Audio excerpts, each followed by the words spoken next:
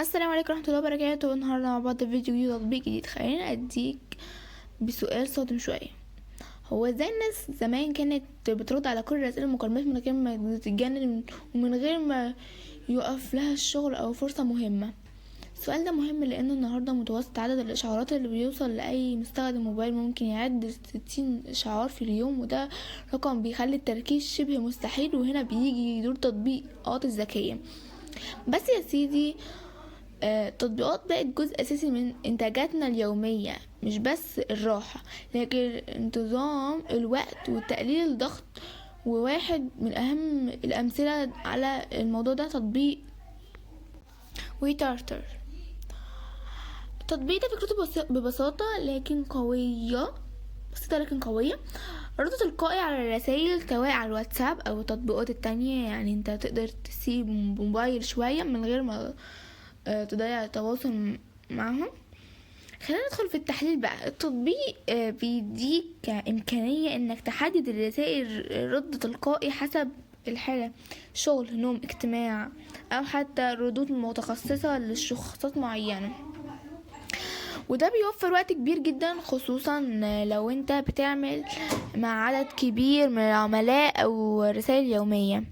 من خلال تجربة المستخدمين في الناس بتقول انه فرط اكتر من 30% من الوقت الرد اليومي باستخدام النوع ده من التطبيقات. لكن هل الموضوع مثالي؟ طبعا لا. من المميزات اللي مش ناس كتير بتاخد بالها منها انك تقدر تتخصص ردود بشكل ذكي جدا وترتبط بوقت معين او وجهة اتصال معينة، وده بيخلي التجربة احترافية. لكن عيوب: اولا التطبيق محتاج صلاحيات كتير، وده بيقلق عند بعض المستخدمين بخصوص الخصوصية.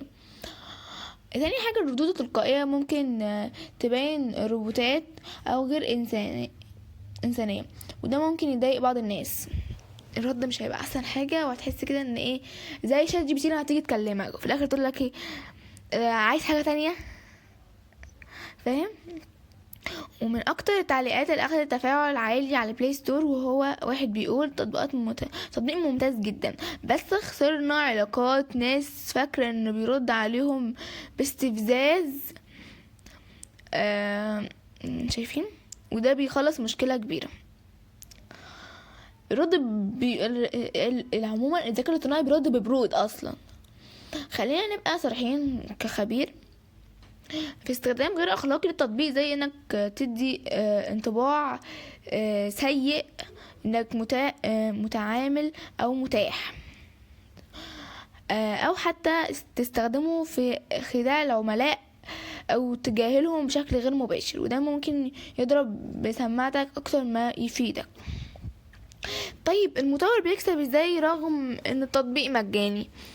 الربح هنا بيجي من الاعلانات والنسخة المدفوعة، بتفتح مميزات اضافية، احيانا البيانات، استخدام عام لتحسين الخدمة، وده سياسة موجودة في معظم التطبيقات المجانية. أنا المستخدمين بشكل عام حوالي نسبة كبيرة شايفها مفيدة جدا للرجال العملاء وناس مشغولة، وفي مقابلات في الناس شايفة النموذج مش عملي في حياة الاجتماعية.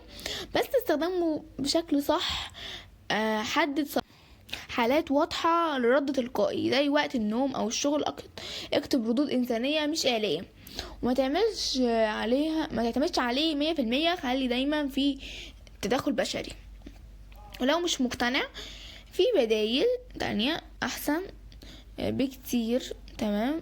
في do at later، ده بيدمج جدول رسايل مع الرد التلقائي. وفي كمان تطبيق واتس اوتو، وده بسيط وسهل للمبتدئين. كل واحد فيهم طبعا ليه ميزته مختلفة. الاول الاحترافي، تاني حاجة معتدل واستخدامات، وتالت سهل وسريع. في النهاية نرجع للسؤال اللي بدأنا بيه الفيديو: ازاي الناس زمان كانت بترد؟ الإجابة ببساطة كانوا بيردوا بنفسهم، مش أسرع لكن أصدق. التكنولوجيا بتساعدك لكن ما ينفعش تستبدلك. لو عايز تستخدم تطبيق استخدمه كأداة مش كبديل ليك. ولو عجبك تحليلي وعايز تعرف الحقيقة كاملة عن تطبيقات تانية، اعمل لايك واشترك في القناة عشان دايما اقولك صورة من غير فلتر. سلام يا صاحبي.